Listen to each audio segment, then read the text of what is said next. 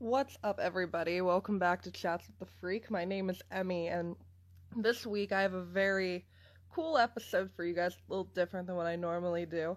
I brought a bunch of my photographer friends. For all of you who don't know me, I am mainly a concert photographer. That's what I started doing many years ago, and I've made a lot of friends along the way. And with everything going on with the coronavirus, I decided to bring a bunch of my friends on so we could kind of reconnect a little bit and just talk about industry stories because I really miss being out in the photo pit right now.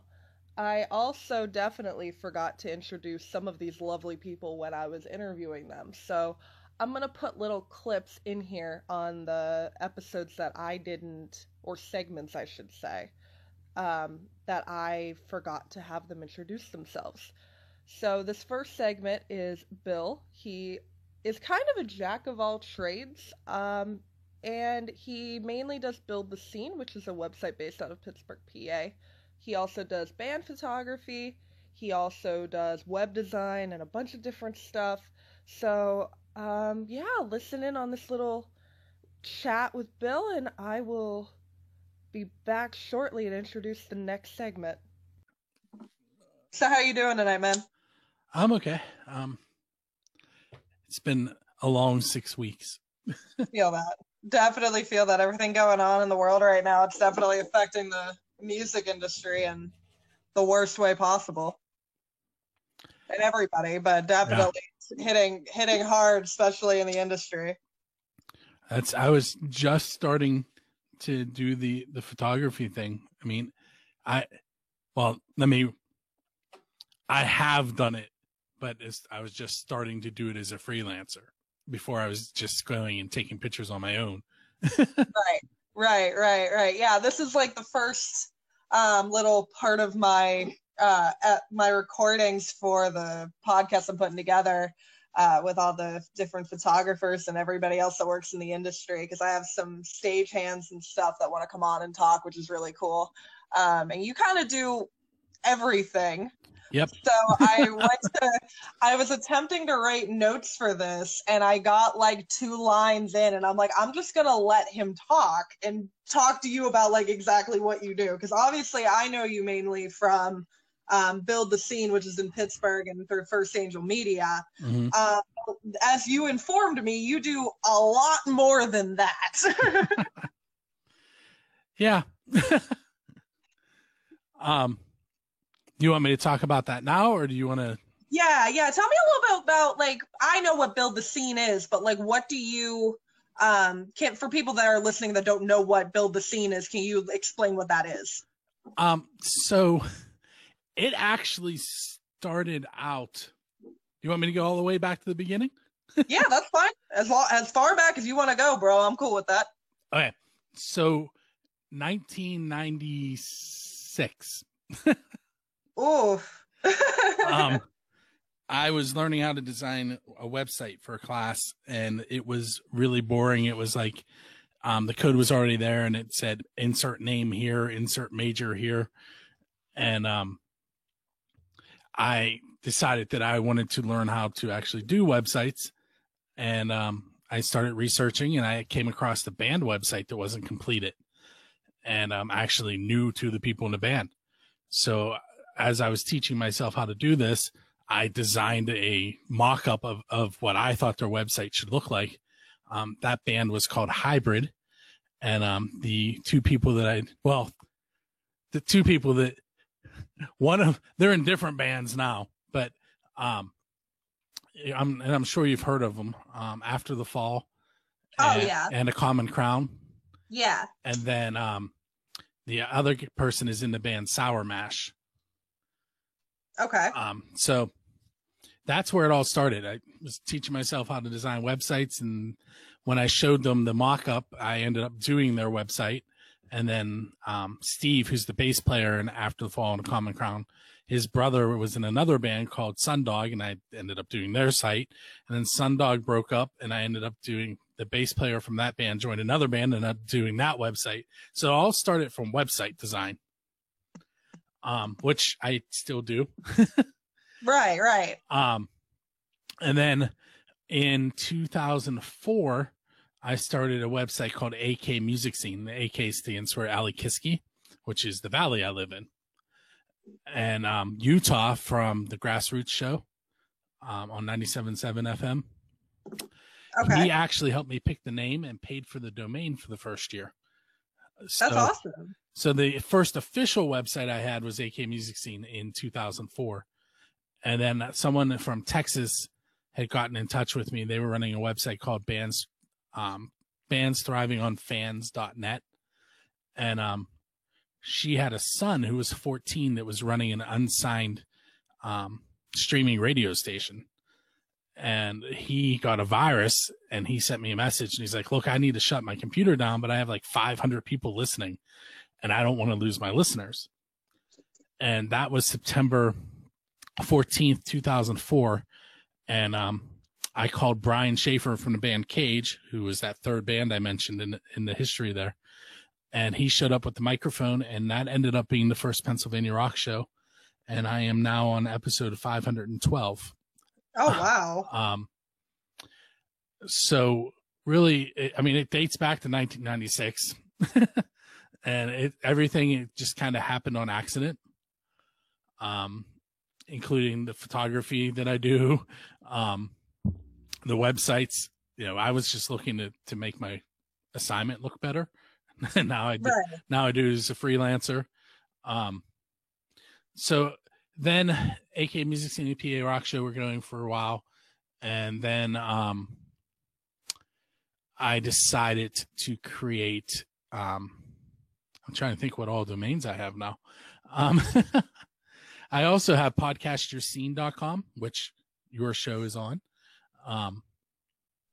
Which I'm very thankful for that. I really appreciate that. Not a problem.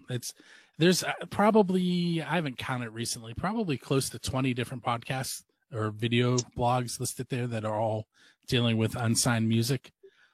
And then Build the Scene was kind of I wish I could remember the name of the group. There was that group that came into Pittsburgh and like evaluated the Pittsburgh music scene, and they put out all this documentation about what should be done. And at the time I had just purchased the domain buildthescene.com, but I really didn't know what I was going to do with it. And one of the things that they said was that Pittsburgh needed a one-stop website where you could go and find out about anything in the scene. Right. So that was my goal with buildthescene.com. And if you go there right now, akmusicscene.com is now part of that. PARockShow.com is now part of it. So if you go to either of those websites, they actually take you to part of Build the Scene. Podcastyourscene.com, if you go to that, it takes you to part of Build the Scene. So basically, buildthescene.com became the umbrella of everything that I've done since 1996. I have a streaming radio station there. I do 2 podcasts on my own, the Pennsylvania Rock Show and 3 Questions and a Song. I bet you can't guess what that one's about. I'm terrible at naming things. So that's a little bit of the history behind it. And, basically Build the Scene, my goal with it is to, just like 3 Questions and a Song, it's to build the scene. Right. Yeah, no, I really like that. I think that's one of the good things, especially with the Pittsburgh scene, is it's very easy to find out what's going on. And it's very easy to everyone makes sure everything's really promoted very well. And definitely people that are a part of your group are very good at making sure everything's really, I guess, promoted very well and very, everybody knows what's going on. Because I find in like certain scenes, you have a problem finding what exactly is going on. There was a venue kind of local to me, and they were having problems bringing in bands, and it was because nobody knew the bands even played there. Like I had people like, oh, there's bands that play at that bar? I had no idea. So like I feel like every city should have something like that where you could just go to like that website and everything's there. You know what I mean? I definitely totally agree with that for sure. I also know that you have some involvement with First Angel Media. Can you tell me a little bit about that? Sure. So I, like everything else, it was an accident. I believe Lee Caruso from the band Big Atlantic introduced me to Jonna, who is the owner of First Angel Media. And at the time, she was posting reviews of music and shows on her Facebook page. And me being me, I was like, hey, why don't you let me build a website so you could put this stuff, what you're doing is great, but let's give you a home. And that's kind of where it started. She has exploded, if you're not familiar with First Angel Media. I'm very familiar with First Angel Media. Jana is very professional, and I've done a lot of shows with her. So my part in First Angel Media, I am the vice president, probably most likely because I've been there since it started, really. Well, since it blew up, and we'll go with that. Right. I do the web design, web content. I am in charge of the digital EPK stuff. You will find my videos, which I didn't even mention. I started doing my podcasts, the interviews, as live videos on Facebook, Twitch, and YouTube. And all of that stuff gets added to First Angel Media as content. And I do a little bit of freelance photography through there. Basically, I do what I know how to do, except I do it under that umbrella as well. Right. Yeah, no, that's really cool. So tell me a little bit about your freelance photography, because I've not talked to you about this yet. How did you kind of get started in that? I know you said everything you kind of started has been an accident. I definitely can relate to that. All right, so Matt and Steve, who are a lot of this goes back to them. Matt Ferranti and Steve Craven, who bass and drums for Common Crown and After the Fall. They started a thing called Rock for Life, which is a concert series where they raise money for sick children, children fighting deadly diseases.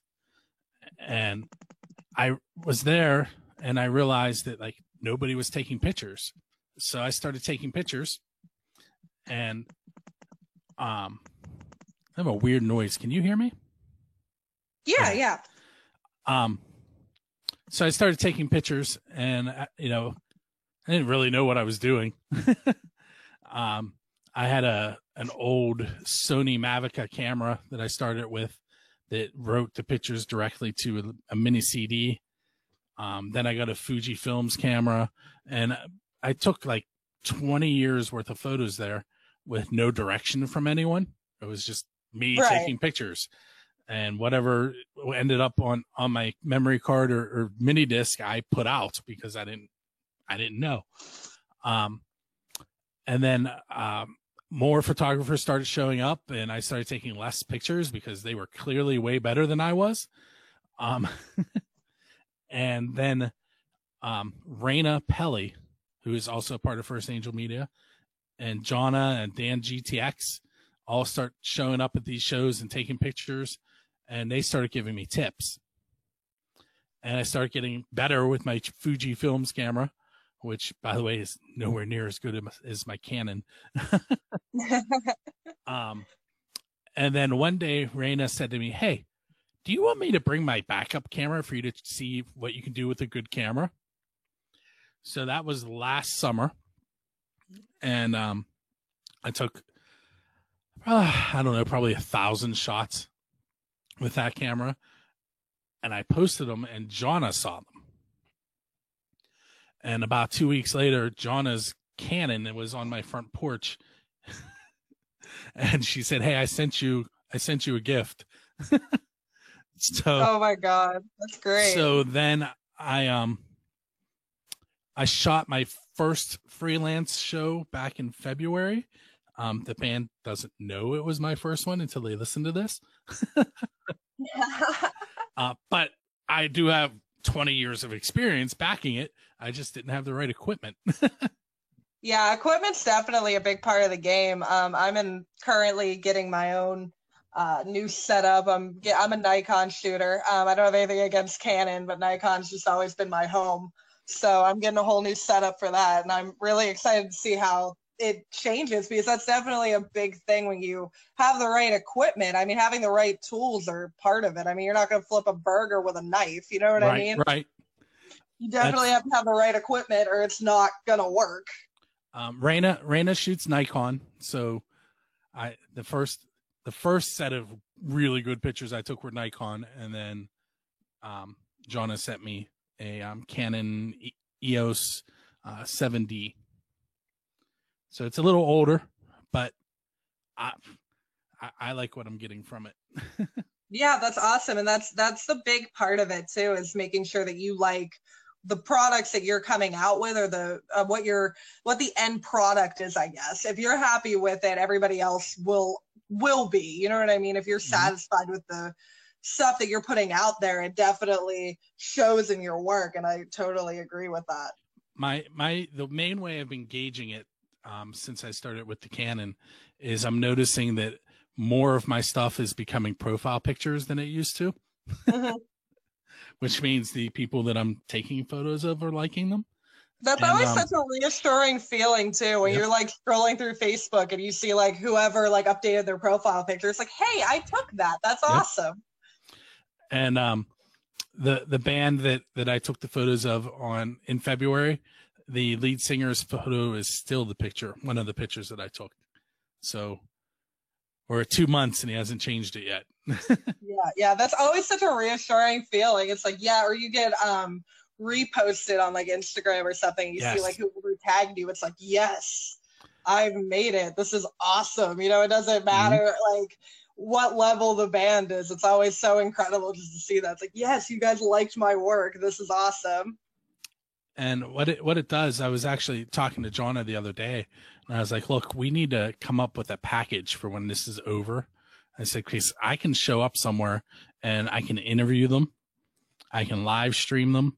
I can help them build a website, and I can take their photos. Yeah. So like I can re-establish these bands in one sitting. Right. No, for sure. And like, I think that's the big name of the game, especially when it comes to people working in I guess the media side of the industry. It's the amount of, I guess, versatility, because like the new gear that I'm getting, I'm upgrading to the Nikon 780, which is it's a really good hybrid camera. And I've seen a lot of wedding photographers recommend it. And everyone listening to this podcast is probably going to hear this like 40 times that I'm getting this camera, because I'm so excited about it. But it's a really good hybrid, so I can do video, and it's gonna upgrade my photo quality and have me be able to do videos and stuff. And I think that's a very big part in anything kind of going on right now, because everybody kind of has like their niche, obviously, but being able to do other things and being able to provide multiple, I guess, assets to a band is always a very good thing. I think my favorite part will always be the web design part. But that being said, I've done 512 episodes of the Pennsylvania Rock Show. I'm on episode 32, I think is the next one, of 3 Questions and a Song. I did a couple episodes of one that didn't work out. It was called Throwdown. That one was tough because there were four lead singers and me, and I didn't get much in as far as talking went. And then I was expected to edit the 3 hours down to an hour, and I was like, this really isn't very fair. Yeah, no, I get that. With certain interviews, I find even if it's in a group setting or if it's one-on-one, sometimes they just kind of go on a rant, which is totally fine. I love that. I love people that talk to me, but sometimes you lose kind of control of like you have what you want to say and what you want to cover, and then it just ends up turning into this whole other thing. Yeah, and you know, lead singers like to be in the forefront, and there were 4 of them. Oh yeah, that's intimidating, man. I couldn't imagine that. That's super intimidating. I remember when I interviewed John Corabi, this is almost 2 years ago now. Oh my God. I had this whole like I had like 2 paper, like double-sided of notes that I was going to talk to him about. And like 10 minutes into it, it was a phone interview, and I just like threw the notebook across the room. I was like, he's just on a rant about Kiss right now. I'm just letting him talk. Like, I'm just letting him go. Like, it's fine. I loved it. It was one of my favorite interviews that I've even done to like up to today. But he just was talking about Kiss, and then he was telling all these like little fun stories and like this random, like less known facts about like Gene Simmons and Paul. And I'm just like, okay, dude, you go. You tell me about them. This is great. I love this. I'm learning. I've told this story a bazillion times, but I met Gene Simmons once. Oh, that sounds fun. How'd that go? We talked about that Sony Mavica camera. Yeah. Yeah, I had it with me, and he wanted to know how it worked. That was the conversation. Crazy. That is crazy. So you hear all these people talk about how rude he is, and he was really nice to me. I was at a book signing. I probably talked to him for 10 minutes. They usually try and usher you through that.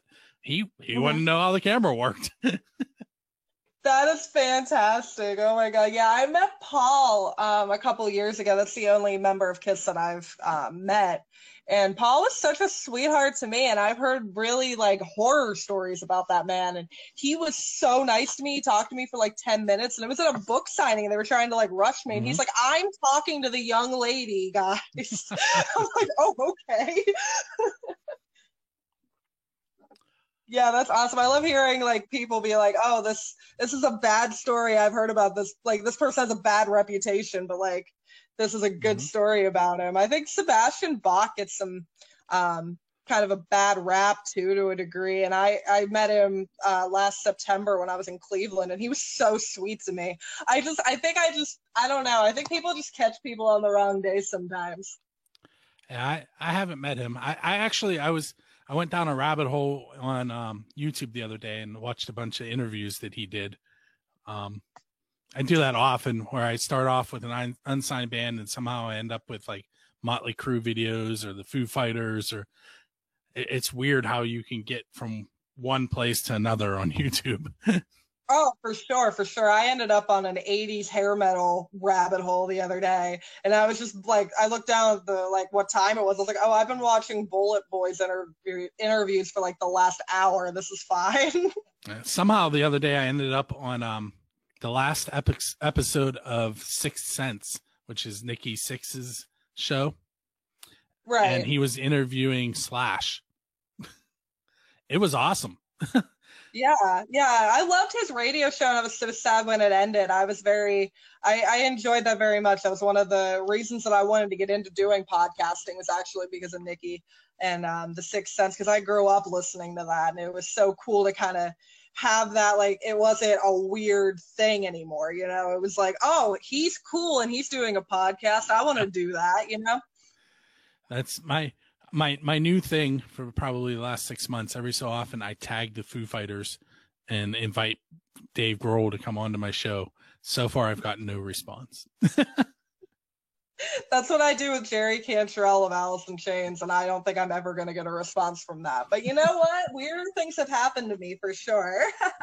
I really stick to the unsigned side of things, but I have interviewed Cordell Crockett from Ugly Kid Joe. He's in a unsigned band in California called Here Kitty Kitty. So I've spoken to him a couple times. And then John Bechtel, who's the keyboardist for Ministry, who's in a unsigned band on the eastern side of Pennsylvania. And of course I can't remember their name right now. That's cool though. Yeah, I'll have to look both of those up. I've never heard of those bands, and I've been trying to I guess during this whole quarantine, I've been trying to look up some more unsigned or underground bands to kind of look up. So I'll definitely have to look those guys up and put them in my Spotify. If you go to buildthescene.com/artists, I have a whole list of them. I'll be on that for sure, man. I will definitely be checking that out as soon as I get off of here. That sounds so cool. And I really like what you've been doing with the whole like Build the Scene thing, and how you guys have that kind of all in one spot. That's so convenient, so easy, especially not only for fans, but people like me. Like, you just were like, oh, you can go here and look up unsigned bands to like possibly interview or like feature on your website. Like, it makes it easier for people like me that are trying to look for, I guess, new talents, even though I'm not really a talent scout, but like look for new bands that I want to like help promote. Mm-hmm. There's that's really cool. For the bands, if you go to buildsascene.com/venues, once things reopen, I have close to 200 venues in Western Pennsylvania listed, phone numbers, address, website links. That's pretty cool. I'll have to pass that along. I have some friends that try to play in PA, and they have a hard time finding a venue. Yeah, I mean, there's so much. I mean, content wise, because of all the websites that it really has encompassed over the years, there's 16 years worth of content that I've put out that's on that site now. There's tips and tricks. I have a section there now on tips on how to live stream. I mean, I was doing it and people were starting to question it recently, and I was like, you know what? I'm gonna put out what I do. So, right, to help bands and interviewers. Yeah, that's really incredible, man. I really appreciate everything you do for the scene, and hopefully you've been staying safe through all this quarantine shit going on in the world, and hopefully I'll be catching you at a show once everything opens back up. Yeah, I've pretty much been living in my kitchen, which sounds really weird, but no, I feel that. I am a teacher, and we have been school closed on Friday, and we were teaching online on Tuesday. And so that's rough. I've been doing Zoom lessons since the first week. This is week 6. I took over a wall in the kitchen. It now has neon green poster board all over it, so I can use it as a green screen. Because oh my god, clearly technology is kind of my thing. Yeah. That's so rough though. How's that been working with the Zoom stuff? Like, how have the students been receiving it? In the beginning, it was very much a like show and tell thing, because they were excited to see their friends and look what I've been doing. Hold on one second. There's a timer on the Alexa in this room. You're good. And now it's really like we're carrying on classes. We've done some hands-on experiments. Today, my 6th graders, I have them building earthquake-safe house models. So they were showing off what they have done so far and explaining to the other kids in the class why they did what they did. So it's really, I mean, it's nothing can be being in the classroom, but it's probably as close as it could be at this point. Right. Yeah. Like I've seen a lot of people talking on social media, obviously, about the different varies in schooling, and I was homeschooled up until I went to college. So I was kind of like, okay, so they're online now. And I kind of just, I guess because I was in a classroom, and I kind of get it with after going to college and being in like a classroom setting. But I also don't think that it's that big of a, I guess it's the best thing you can do right now with everything going on, is have everyone on Zoom and whatnot. And I was also homeschooled. This was like early 2000s. So we didn't have the technology that you guys have now. Like, we didn't have Zoom or any of that shit. We had like Blackboard and bad email service. Yeah. So it was terrible. We had those really bad computer microphones that like you put the headset on and you could like, all you hear is like static through them. It was terrible, but like I learned, obviously, and I graduated early. But yeah, it's all, I like kind of seeing everyone like kind of trip out a little bit. Like, I haven't seen teachers like freak out about it, but I've seen like some parents. I've seen some parents kind of freak out, and I've seen like a couple students like kind of be like, oh my God, what do you mean I have to do this at home? And I'm just over here like, well, I did this for how many years? You know what I mean? It's kind of funny. It's like, I did this without your equipment, kids. Like, calm down. Well, that's the teachers flip out when they're not online, because, they're trying to show a professional error about themselves. And I can for sure tell you that it did happen. I am also the technology coordinator at my school. So the first 2 weeks of this, I spent teaching the teachers how to use technology, teaching the parents how to use technology, and just telling the kids, here's your assignment, and they could go do it. That's wild. That's wild. Yeah, I bet it was a big learning curve for a lot of the teachers too, like making that transfer Yes. over. But The yeah, biggest thing was explaining to them that they couldn't do it the way they had been doing it. I was like, look, you have to adapt. And I've helped teachers. I teach at a Catholic school. So I I created videos on how to do different things that I was doing. And now all these other schools are using my videos to figure out how to do what my school's doing. I also started people that are in public schools that know me started messaging me and saying, hey, what are you doing? How do you do this? So I have public schools that are now using my videos. I need to figure out how to monetize that, I think. yeah, for sure, because that's a lot of content out there. Yeah, man, you've been busy. You're doing all the stuff with Build the Scene, and you're doing showing the I guess teacher workforce of Pennsylvania how to use Zoom. Yes. Zoom and pretty much in a nutshell. Microsoft Forms and Adobe Acrobat and WordPress and all kinds of stuff. I was gonna say, who doesn't know how to use WordPress? But I didn't want to be that mean. But that just about like half came out of my mouth, and I had to finish that. But like WordPress is kind of self-explanatory. I feel like the only plus with the WordPress thing, we needed a homework website a couple years ago, and the diocese wanted us to use the system that they have through Microsoft, and I hate it. And I set up a WordPress site, so the teachers at my school have been using WordPress to post their homework. So there was just a little bit of tweaking to adjust it so that we could use it to put the content out for the students. And most of them understood it right off the bat, which was nice. So that part wasn't much of a learning curve. That was just hey, here's what you need to do. Whereas some of the other stuff was hours upon hours of, a lot of stress. Yeah. No, I can't even imagine how that went, man. That's wild. We're definitely living in a crazy once in a lifetime kind of ride right now, and this is nuts. But I'm glad to hear that you've been getting everything kind of situated over there and teaching everybody how to use Zoom and WordPress. That's really cool. It's really weird how what I've learned for the music scene is now being used to teach. We also do morning announcements every day on Facebook Live.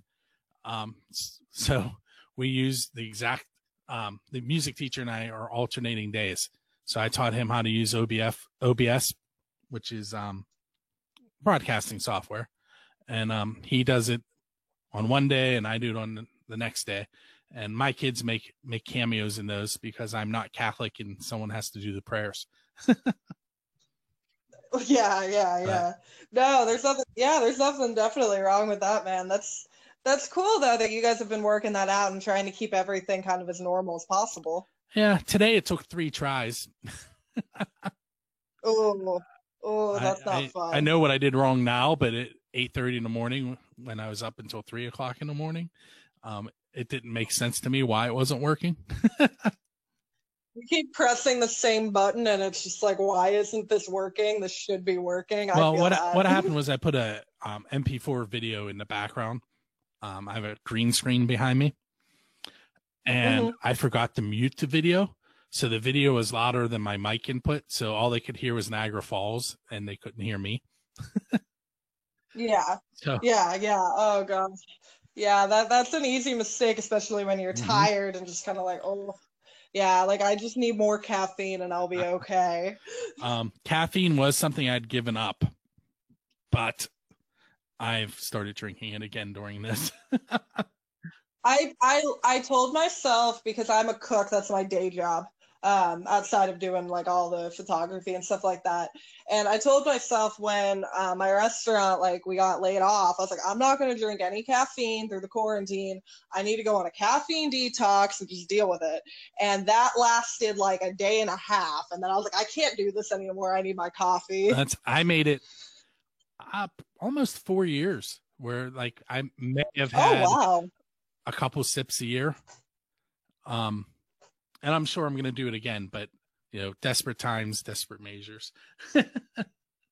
Yeah, yeah, for sure. I mean, like usually when that was one of the things for me, and I know this whole thing turned everybody's worlds upside down, not just mine, but that was the one thing that was kind of really hard for me when everything kind of got shut down because I was so used to going out and shooting in these different like random cities around where I'm at and then working 5, 6 days a week cooking. So it was kind of like an abrupt halt and my body was kind of like, wait, what's Hmm. going on? And I went from like consuming like probably a pot and a half of coffee a day to like a cup in the morning and it's just like my body's like what are you Yep. doing, what's Uh, going on? my thing was Mountain Dew. I am probably the only teacher in the world that does not drink coffee. I Oh never wow, have. yeah, that's where all my caffeine intake comes from. It's definitely coffee. I do energy drinks sometimes if I'm on the road because I do touring with bands sometimes, and usually I just travel by myself and kind of just pop into the venue when it's time for me to be there and all that stuff. So usually I'm driving at night by myself, just chugging. Like I start getting super tired. I'm just like, okay, I need like a Rockstar energy drink or a Red Bull or something like that. But that's the only time those ever come out. I'm a big coffee fanatic. Yeah, I used to. I'd get up in the morning and drink a 20-ounce Mountain Dew. Then I would drink probably two more while I was at school. And then I'd come home and drink probably 4 cans of Pepsi. So not Oh only was there a wow. lot of you know, caffeine intake, but that's a lot of calories too. Yeah, for sure. That's how my mom is. And if she's listening to this, hi, Valerie. My mom is a very big Pepsi drinker. So she drinks a lot of that. Like, that's all she pretty much drinks. So she definitely is on the caffeine train all the time. What I really replaced it with was vitamin water, which is Oh, really? Yeah, I like that stuff. Like, they have like the different, like, they have the acai mm-hmm. berry and the lemonade one that has something in it. I Yeah, don't they all remember have what all's different in that. But mixes. yeah, I really like that.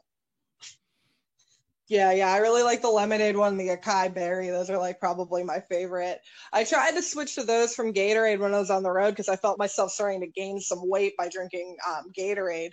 Because I get done with a shoot and I'm like, oh my God, I like feel so dehydrated. So I'd go to like whatever gas, like a Sheets or something, be like, okay, I need a Gatorade. And I just felt myself starting to gain weight. So I was like, okay, vitamin water and Yep. actual water, and I'm good to go now. Yeah, Gatorade and Powerade are my go-tos when I'm calling bingo. You're calling Yeah. bingo. So you, okay, let me get, Yeah, there's definitely a story there too. okay. I haven't done it in a while, but um, my school does a blacklight bingo fundraiser, Hmm. and I start. That's where I started calling them, and I did a couple at a actual fire hall. I was going to be a backup, but the fire hall was near my school, which is about an hour from my house, and leaving my house at 7 a.m. and getting home at 2 a.m. that got old real fast. Oh. um, that and some old guy slow clapped me.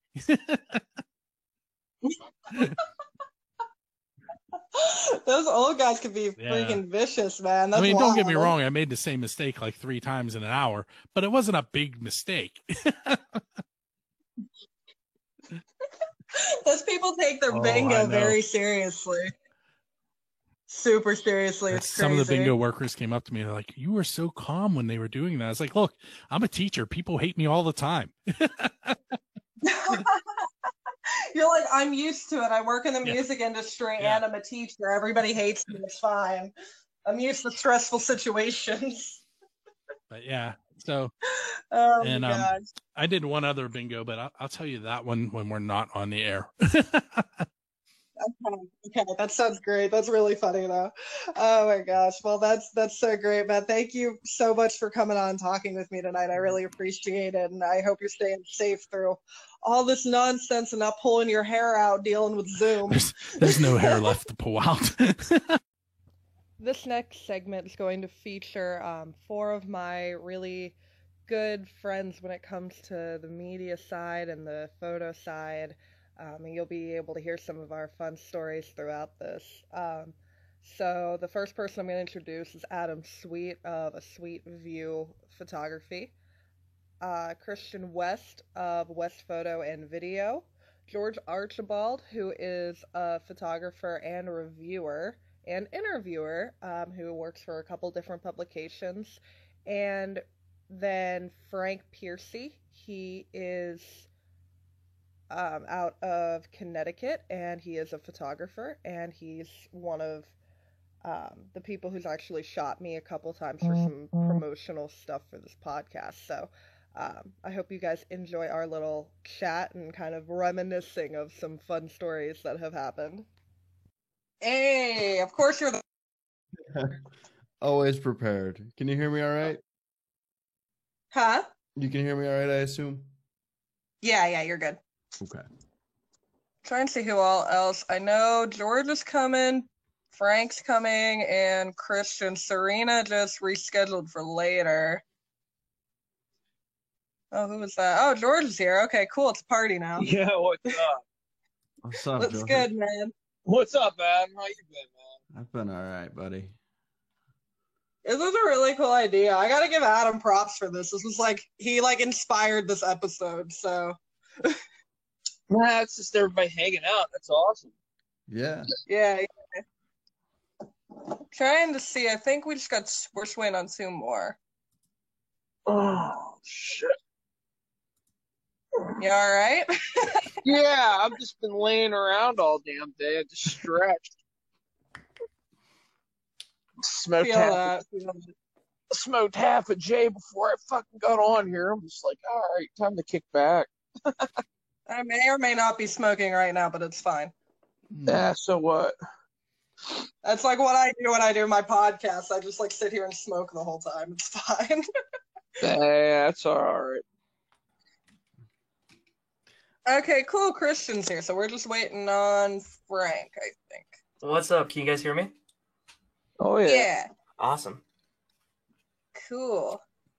Sweet. How have you guys been? I've been kicking it, man. I want to get back on the road. This shit sucks. I feel that. Yeah. Weren't you just on the road when shit happened? Me? Yeah, didn't you just do a tour or something like that, like in February or something? I was actually supposed to be on tour with Stage Moms, but that I actually like had like a bunch of music videos lined up, so I wasn't, but I did have a 3-week into Canada coming up with Lotus Kid that got canceled. So, yeah. Yeah, this shit sucks for everybody, for sure. For real. Okay, I'm just gonna like start rambling while we're waiting on Frank. It'll be fine. Frank can just like join the party late. Sounds good. Because most of us are here, so it's fine. This is like the second interview that I've done for this like the photographer episode. So I'm really like, I'm hyped about it. So thanks for coming on and like letting me torment you guys for a little bit. I appreciate it. Heck yeah, of course. Yeah, no problem. So I guess I'm gonna just start with Christian because he does a lot of like DIY stuff and has been doing a lot of stuff for MC Media. He's actually been my lead photographer for a hot minute and balling out doing some stuff. So how did you get involved in the DIY scene, Christian? So DIY, actually, it was on my Facebook memories, and Gage was talking about it yesterday. Basically, I had shot 2 shows, one that was like pretty DIY, but like I didn't know it was called DIY, and then I shot this band Mount Joy just from like sliding into their DMs and be like, hey, I do video stuff. Let me shoot a video of you guys. Yeah. But this group on Facebook is called like Ohio Valley Music Scene or something. And I saw there was this like Thunderbirds event. So like I went in and I DM'd the people. Basically what I did with the Mount Joy band was like, hey, let me come take videos of you guys. So that's how I got into that. It was a house show. And like immediately I got cultured by the DIY scene. They were like, oh, this is like a packed show. And I was like, wait, 80 people's like a packed show? And then that just led to me, and that was like in a basement, and I was like, oh, this is like cool. The lighting sucks, but this is cool. That just led to me like building relationships, and then they ended up opening up Thunderbirds, but like I met a ton of people through the fundraiser shows, and that like helped me build my portfolio and like make friends with all these DIY bands from all over the country. And now I tour with some of them, and mostly Stage Moms, which is from West Virginia. But yeah, that's pretty much how I got into photography, really. Yeah, that's really cool. And I know you do like the video stuff too, which I'm starting to like attempt to dabble in a little bit. And you've been dealing with my dumb questions, being like, oh, what do I need? How does this work? What should I add to my Amazon wish list right now? Exactly. So yeah, that's crazy. So Adam, how did you get started doing this wild shit? I started doing just interviews, and then I decided I didn't like talking to people all that much, so I just wanted to take pictures, and that kind of kick-started it. That's a mood. I do have to tell this story though. Then I met you in a really funny way though. I met you at my very first Steel Panther show, which now is kind of fucking wild looking back on that because that show was nuts. Yeah, that was crazy. I met a lot of people that night, and actually, I wasn't even supposed to be at that show that night. I had gone to see Sebastian Bach play, and I swear he opened with 18 in Life, and it was terrible. So me and my friend left, and Steel Panther happened to be playing like a couple blocks down the street. Where was Sebastian Bach at? He was at the Altar Bar. So, I mean, it's just across the city. But... Oh, my God. Yeah. That's crazy. I didn't know all that. Yeah, I got free tickets handed to me for Steel Panther at a 6 a.m. show, which is fucking ironic now, but it's kind of funny. That show I met a lot of people that night, and then you kind of let me like bug you about, hey, how does this like band shit work? How do I do this? Right. It was pretty cool. So definitely. So George, how did you get started doing this shit? Well, Josh from Empire actually approached me. Probably 5 years now, my God. But Josh knew me from doing local band stuff forever in my area. And he just was like, hey man, you wanna do some interviews and do some writing for me? And I just was like, all right, I'll take you up on the offer, and that's how I got into everything. Right, yeah, that's cool. That's really cool. So I think we all have those fucking crazy ass stories from being at different shows, and George and I share one about a very obnoxious photographer, but I'm gonna get to that story in a little bit.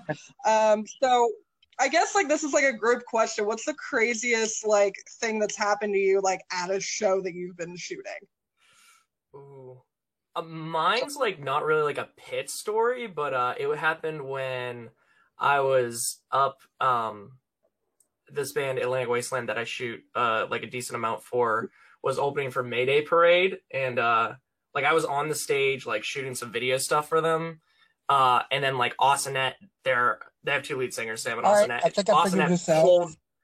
Pulled me on, and like we were like running around the stage, like she was pulling me to like get video of different people. It wasn't like really like crazy, it was more just like super awesome. Yeah, that's wild. Hey, Frank joined the party. Welcome to the party. You there, man? Hey.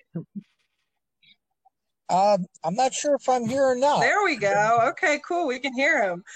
Just to kind of catch you up, Frank, on what we were kind of like talking about. We're just kind of talking about crazy pit stories and how everyone got started in doing the crazy ass band photography.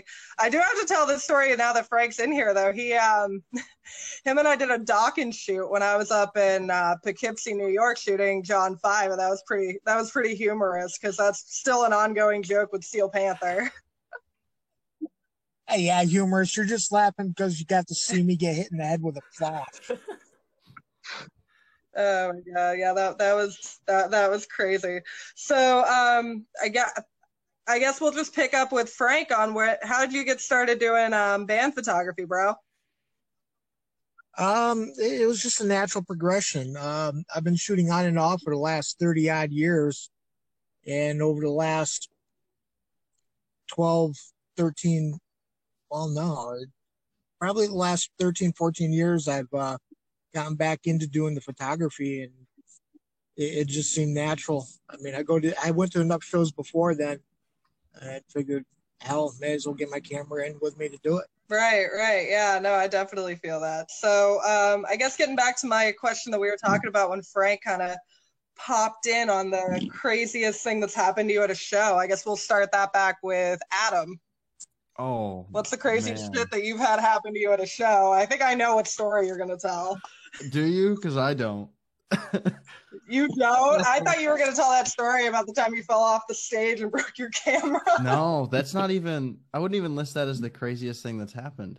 I was at a Disturbed show, and I'd shot him in the pit, and I was out in the crowd, just kind of hanging out in the crowd.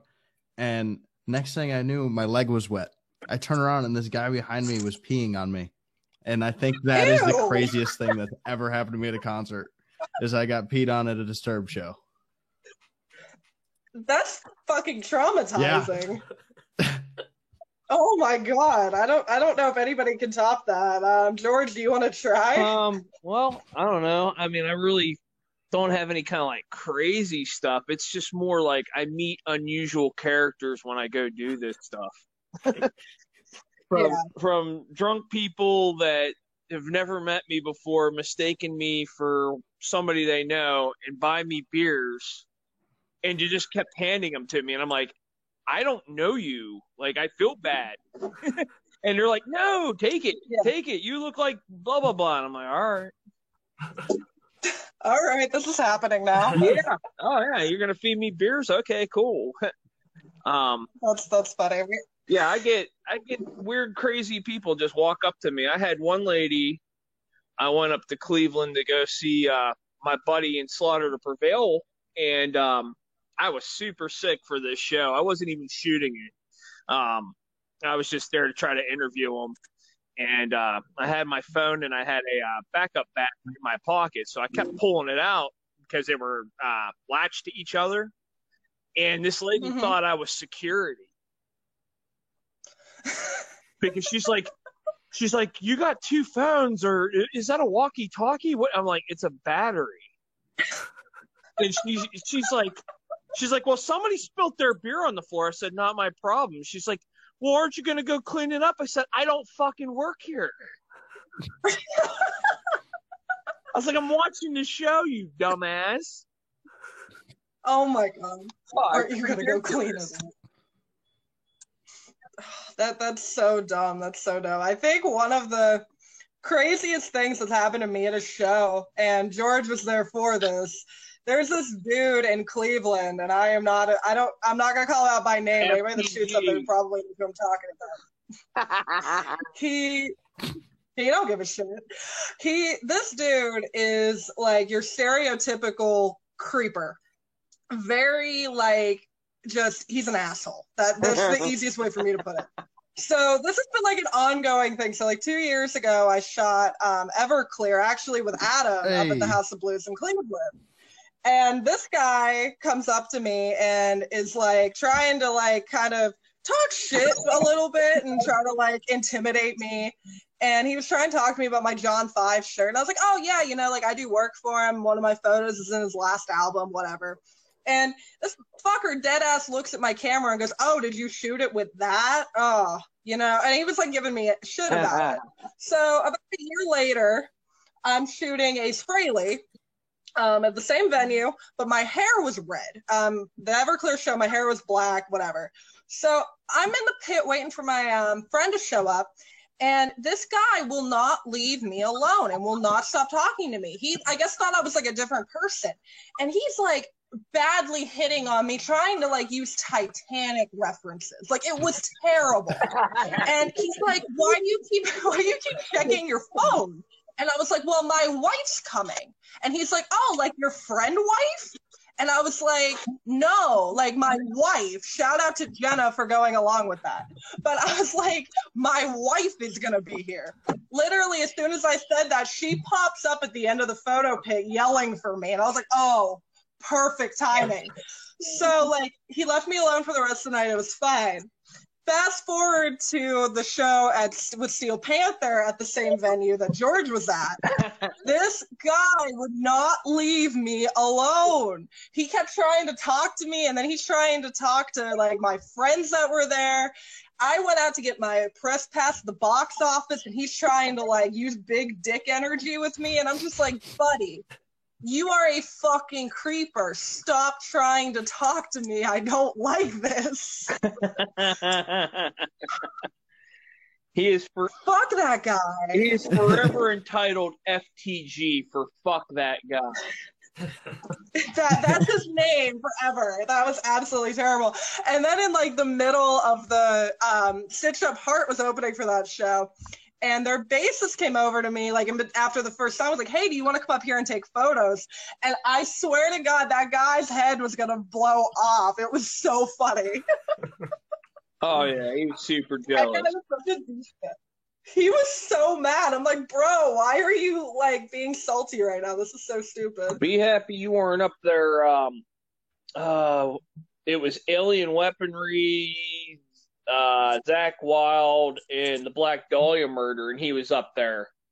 And there was a girl from Ohio State, from Columbus. I guess she worked for like their media or their radio station or something.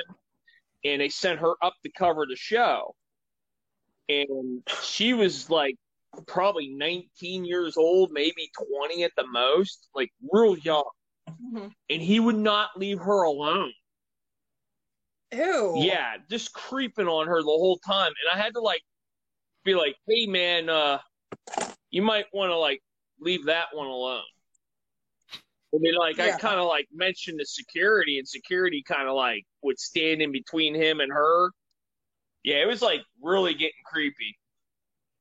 Yeah, he is the definite creep. When I talk about my pet peeves in a photo pit or things like don't fucking do if you're a concert photographer, that is one of them. Do not make your fellow like photographers feel like uncomfortable. He's such a fucking douchebag. Mm-hmm. Yeah, it's stupid. So, Frank, do you have any crazy stories from the shows that you've shot? Crazy stories. Not really, no. It pretty uneventful for me. The only crazy one was shooting the Worcester up in Worcester at the Palladium and getting mistaken for Jeremy Saffer. Why? The dude's a little bit taller than me and definitely a lot better looking. You guys don't look anything alike. Got that big ass piercing on his nose. I mean, come on. Yeah, like you guys don't look anything alike. Oh my god, that's crazy. I don't really get mistaken for anybody. Other than that, I had 3 guys drunk off their asses come up and pay me $10 to take their picture. And then I never heard from them again. I give them my card. I say, give me your card. I'll send it to you when you get home. Never heard from them again. Here's $10. We're just going to like act like we're going to get this photo at some point. Yeah, pretty much. It was funny. And it was a good photo. They missed out. Oh my God. That's funny. Yeah. Speaking of creepy people at concerts, I was shooting Hailstorm, and this dude in the crowd, he was like, I'll give you $100 if you can get me some close-up pictures of her. And I'm like, no, that's not going to happen. Ew. I don't know what it is about like female-fronted bands, but they bring out like the worst crowds, and it's so sad. They really do. Yeah, they really do. I absolutely hate that. And I think in this moment probably brings out like the creepiness when it comes to like the creeps. It's terrible. Oh man, I love shooting them though. I'll never turn down. Oh yeah, they're so good. I was supposed to shoot them on the tour that just passed with Black Veil Brides, but without everything going on, it got postponed. Yeah, I was really looking forward to that. I shot Impact Festival up in Maine last year, and they were the only band that limited photographers to shoot them that night. Yeah, they're pretty particular. These guys are usually pretty good. I mean, they usually everybody for the whole set, but out of about a dozen photographers, they only let 4 of them in. Yeah, it was probably something to do with the production because they do a lot of theatrics and maybe some of their stuff was taking up room in the pit. That's the only thing I can think of. Now, they changed up their show. And I think that's what a lot of it was, is they changed up their set and they only let those in like Evil Rob and a couple other more well-known guys. Right. Yeah, Evil Rob, he has some really cool work. I've seen a lot of his stuff with he shoots my dudes in Steel Panther a lot. His work's really good. Nice guy. Yeah, I've never met him, but like I know of his work. He's really cool. He's really cool. So, does anybody have a trip from the pit one time? That's cool. I wish I would shoot with him. Like I see like some of these other photographers on Instagram, and I'm like, I would love to shoot a show with you. Like, why do you live so far away? Well, when are you moving to the East Coast? Aren't you supposed to be going to New York soon? Yeah, I was supposed to be moved up there 2 weeks ago, and yet here we are. I'm still in the wheel. But damn coronavirus. At damn Rona, it's messing up my plans and everybody else's. For real. Yeah. Yeah, it's a bunch of bullshit. So does anybody have like their favorite photo pit story? Like what was like a really good show? I think George and Adam know what mine is, but what was your favorite show that you've shot? Mine definitely was Four Chord because one, I got to shoot Real Friends and they're my favorite band. And also, I don't know if you guys know the band Patent Pending, but Joe, the lead singer, like I was shooting them, I was like, oh, these guys are cool. Like, you know, they're like energetic and all that fun stuff. And I was like mostly focusing on Joe for this one song. And he just like dips down to the pit pretty much, grabs my camera, moves it to the side, and shoves the microphone in my face. And he did it twice, like during the song, which was just like really cool. That's probably one of my favorite, like coolest shoots. Awesome. Yeah.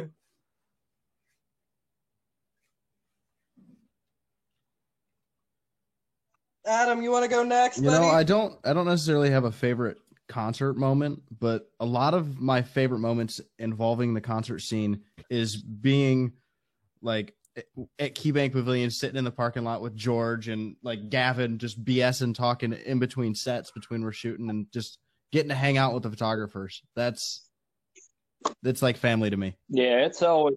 I feel that. That's always a good time for sure. Yeah, definitely. I definitely agree with that. I really like the scene up in everyone that shoots at the pavilion and a lot of people that shoot in the Pittsburgh scene because they have a very like family vibe to them. And I was really lucky that that's where I started shooting like my bigger shows because everybody up there just is so welcoming. I didn't feel out of place like I did at some other places when I first started shooting. So yeah, I'm definitely grateful to everyone that like embraces the family feel, I guess. I gotta agree with that because I've made some pretty good friends outside of the concert photography with guys I've shared the pit with. Yeah, for sure. Yeah, there's some really good guys in Pittsburgh area. Alan, Jason Nelson. If you guys have gotten to meet Bill Gaiman, he's really nice. Mm-hmm. Yeah, them dudes are all, you know, everybody's just welcoming whenever you're down in Pittsburgh shooting. Absolutely. Yeah, everyone's so welcoming down there, and I absolutely love it. And I definitely consider some of you guys family that are in that scene. And I definitely, even though like Frank mentioned earlier, I am in the process of moving, I'm definitely still aiming to do a lot of stuff in the Pittsburgh community just because you guys are like family to me. Shoot, just because you're in one spot doesn't mean you gotta stay there. I've shot shows all over the East Coast. I mean, I went to LA last September for a shoot, so I definitely don't know any bounds when it comes to traveling for photo shoots for sure. I mean, shoot, I was supposed to be in Baltimore next weekend. Yeah, no, I definitely feel that. I was supposed to be in LA for like 3 days at the beginning of this month for a show. It was just a local band in LA. And I was supposed to do like some like portrait work while I was out there. So, like I said, fuck the Rona. I'm still very, very annoyed that it messed up all of that. But I'll get back out there sooner or later for sure. Yeah, I'm missing out on a huge show in Atlanta this upcoming month that I was really looking forward to. Yeah, like I said, yeah, we're all I said, I was supposed to be like up in Canada and then back by now. So I feel your guys' pain.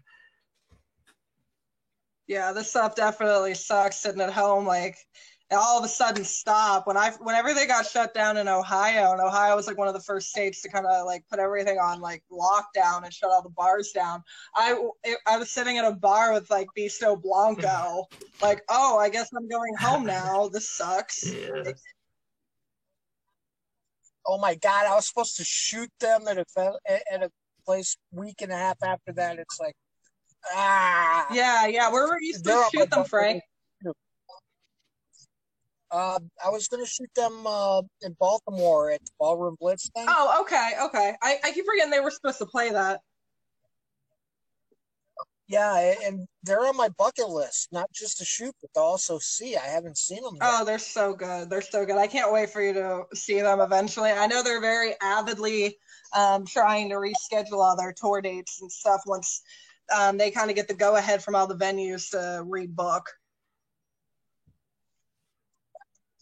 We'll see what happens. Yeah, for sure. We'll see what happens. For sure. I'm definitely really grateful that all the bands are wanting to get back out there right now and very like, okay, let's do this like as like one of the first bands on the road. Like, let's get back there. I saw that Faster Pussycat put out a tour called Straight Outta Quarantine. I thought that was absolutely hilarious. Yeah, that's like the smarter bands will use this time, like of quarantine stuff, to like make branding out of it and like make profit off of it, is what I've seen, at least. Like using it for like you said, that tour, or like using it to release products and stuff like that is genius. Yeah, Wednesday 13 just put out like a quarantine t-shirt line, and one of them said, "I ain't afraid of no grave," and I thought that was really funny. That's sick. Oh my God. Wednesday was probably, if I'm talking about artists that I really like shooting, Wednesday 13 is definitely up in my top 5 for sure. He has such like a theatrical show, and his lighting's usually really good. I think I've shot him a ton, and I think only one time he had bad lighting, and that was at the Reverb up in Reading, PA. But as a general rule, I absolutely love his show. He moves around a lot. He has like all the different costumes and stuff, but it's not like overkill. It's just it's so much fun to shoot him. If none of you guys have shot him before, definitely need to make that a bucket list. Yeah, for sure. I've seen him a couple times. He's definitely he's got a stage show to him, which is really good to see. Kind of reminds me a little bit of like how Avatar comes out, because Avatar's got a pretty good stage show if you've ever got to catch them. Yeah, I shot them about 2 years ago over in Cleveland, and they were, oh my God, they're so good. And their photographer, I can't remember his name off the top of my head because I suck, I'm sorry. But it was just me and him shooting their set, and he was so nice. He was giving me pointers on like, hey, if you're like shooting like the singer, you should do this. And he was kind of just giving me ideas because he knows the set because he shoots it every night. And I thought that was really cool. Sick. Yeah, he didn't come at me like a know-it-all either. He was just like, hey, I like want to help you. And I was just like, oh, okay, this is really cool. I don't know how to feel right now. Avatar was one of my first concerts. I snuck out and I told my parents I was going to work, and then I went and saw them at the Altar Bar down in Southside. I miss that place so much. Rest in peace, Altar Bar. Oh, I miss playing there. That place, the sound there was awesome. If you ever did play in a band live down there. Oh, I miss that place so much, and I know Frank doesn't know what the Altar Bar is, but it was this little club in the south side of Pittsburgh, and it was an old church, why they called it Altar Bar, and I pretty much grew up in that fucking place. Like, I was so sad when they shut it down. I keep joking that the Struts are the reason that place got jolted, because it was like a month afterwards they had to shut it down because it was something with the foundation of the building. But yeah, it was a church. That was an old church. Yeah. Did it have all the stained glass windows and everything in it? Yeah, I think there was one right behind the stage too. I'm pretty sure. That's cool. There's a place in New York, Mohegan Lake, that used to be a monastery. Old stone building, big, huge stained glass windows, and it's a bar. And they do live shows there. One of my favorite places to shoot bands. Yeah, that's awesome. I need to check that. Is it still like in existence? Like, is it still operating? Obviously not right now, but Oh, yeah. Oh, absolutely. And it's a pretty funky place. cool. Cool. I'll have to check that out once I get up there and Corona tells me that I can finally move. Definitely. So, what are some of you guys' favorite bands to shoot? I guess since I was talking about Wednesday 13 and we were talking about Avatar. I know Adam's a really big fan of shooting in this moment, but I kind of want to hear some other opinions on bands. When I shot Crown the Empire, they were nuts. You talking about the stage show? Their stage show was insane. Like, I was not expecting like that many lights done like that well inside of Mr. Smalls. It like blew my mind. They're probably my favorite band to shoot. That's awesome. I have to say The Darkness. That's one of my favorite bands. They played up pretty good for the photographers in the pit. That's awesome. I love it when bands like play to the photographers because sometimes they try to act like they're not there, which is fine. Everybody their own. But I do like it when they kind of ham it up a little bit, especially if it's like one of the opening bands and you're not really sure who they are or how their stage show works. I definitely like it when they kind of ham it up a little bit.